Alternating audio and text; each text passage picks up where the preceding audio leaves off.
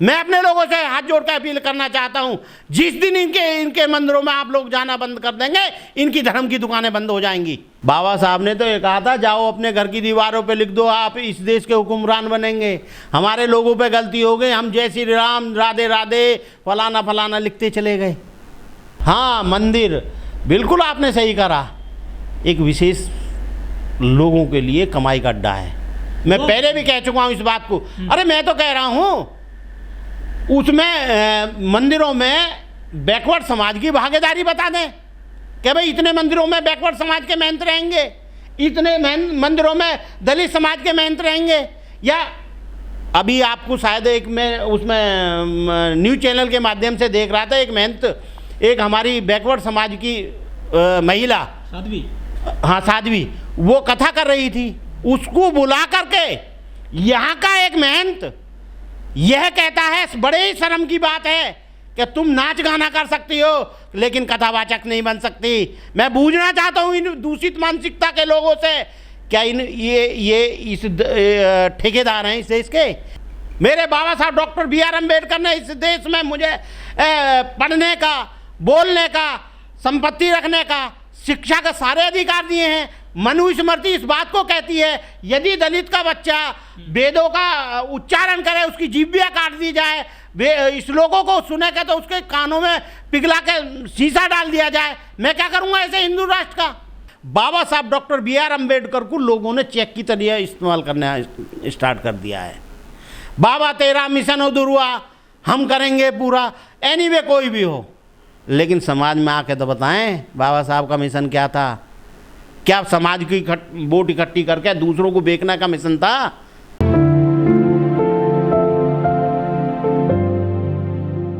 जो युवा है उन्हीं युवाओं ने नारा लगाया, हर हर मोदी घर घर मोदी।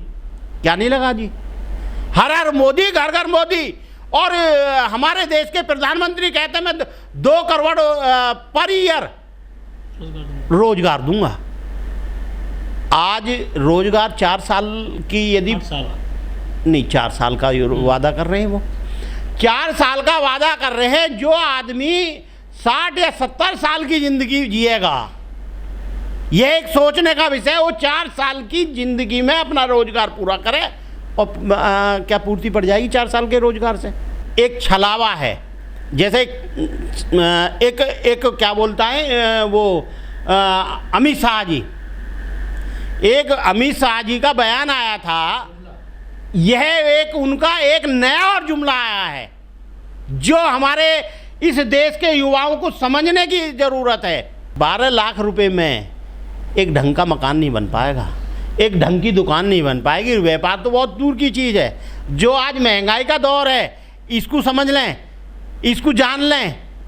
12 लाख रुपए में एक बेटी की ढंग से शादी नहीं हो पाती है। ये समझने की जो युवा 4 साल के बाद 12 लाख रुपया लेकर घर में आएगा, 12 लाख में तो वो स्वयं अपनी शादी को खड़ा हो जाए तो शायद उसी में खर्च हो जाए उसका।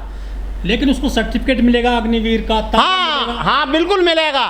वो सर्टिफिकेट लेके अडानी अंबानी की गोडाउनों में गाड़ी की नौकरियां देने का काम करेंगे। देख लेना आने वाले समय में उनको आरक्षण मिलेगा नौकरी में जाने का फिर से। किसका? अरे जब ये पहले ही दी दिवाई नौकरियों को छीनने का काम कर रहे हैं। जो इस देश में जो फोर्स की नौकरी है, जो फोर्स की नौकरी है, उसको ये छीन रहे हैं। आगे क्या उम्मीद कर रहे हैं दे पाएंगे? क्या छीन नहीं रहे? मैंने तो कहा है 15 लाख रुपए देने का वादा करके 5 किलो राशन पे लाके खड़े कर दिए। 2 करोड़ रोजगार देने का काम वादा करके, और इस देश में कितने रोजगार इन्होंने बंद कर दिए आप सर्वे करके देख ले। मेरे ईमान वाले भाई जो मुसलमान भाई हैं, इस देश को हिंदुस्तान कहना बंद कर दें वो, क्योंकि भारतीय संविधान में इंडिया या भारत है, हम सब भारतीय हैं। ये एक सोचने का विषय है। बार बार मुसलमान को इतना इन लोगों ने डरा दिया, हिंदुस्तान हिंदुस्तान, हिंदुओं का स्थान होगा जहाँ वहाँ चले जाएं, ये भारत है। हिंदुओं का कोई स्थान है तो मध्य एशिया में होगा।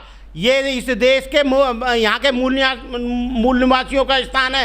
ये यहाँ पर भारतीय हैं, यहाँ भारतीयों का निवास है। और देखिए साहब, हिंदुओं का स्थान कैसे हो जाएगा? यहाँ सिख नहीं है क्या?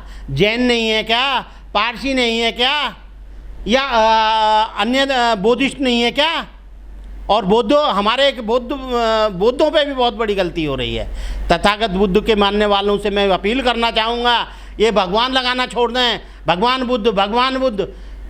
ये दोहरी मानसिकता को हमको समझ के, जब तक हमें पाला खींच के इनसे युद्ध करने की आवश्यकता है। बाबा साहब डॉक्टर B.R. अम्बेडकर ने वॉल्यूम नंबर 5 पेज नंबर 344 में स्पष्ट शब्दों में लिखा है, दलितों के आंदोलन का मतलब सर्वण हिंदुओं के खिलाफ खुला युद्ध होना चाहिए।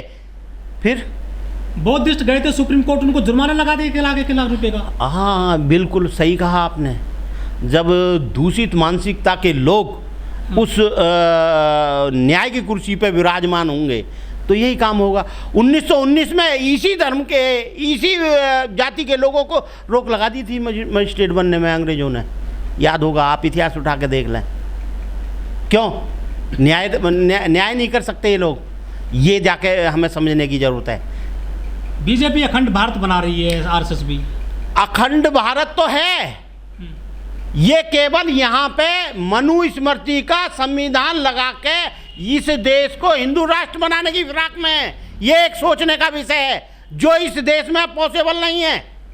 हिंदू राष्ट्र से आपको दिक्कत क्या है? बिल्कुल है, बिल्कुल है। मैं नहीं चाहता मेरे गले में झाड़ हो, मेरे पीछे झाड़ हो, गले में आंधी हो। अभी तो बाबा साहब का संविधान है और हमें सुरक्षा रक्षा की गारंटी दे रहा है। जब ये हालात हैं, जिस दिन देश में हिंदू राष्ट्र घोषित होगा तो उस दिन क्या हाल होगा साहब? 26 जनवरी 1950 को जिस दिन इस देश का संविधान लागू करा, उन्होंने कहा था किसी भी देश का संविधान कितना ही अच्छा क्यों ना हो, जब चलाने वाले लोग गलत बैठ जाएं तो अच्छा संविधान भी गलत हो जाएगा। और किसी भी देश का संविधान कितना ही गलत क्यों ना हो, यदि चलाने वाले अच्छे लोग हो जाएं वो गलत भी सही साबित हो जाएगा। इस देश का संविधान पूरे विश्व में सर्वोपरि सबसे श्रेष्ठ माना गया है, लेकिन इस देश का दुर्भाग्य ये रहा, चलाने वाले लोग अच्छे नहीं आ पाए। जब भारत के संविधान हमें बराबर की और उसकी गारंटी दे रहा है और उसके बावजूद हमारा ये आलम है, और अब हमें सोचने की बात ये है, ये जाति, ये धर्म, ये ऊंच नीच जैसी बीमारी आती कहाँ से? मनुस्मृति इस देश के अंदर छोट बड़ा ऊंच नीच की घृणा देती है और रामायण कहती है ढोल गवार शूद्र पशु नारी ये सब ताड़न के अधिकारी।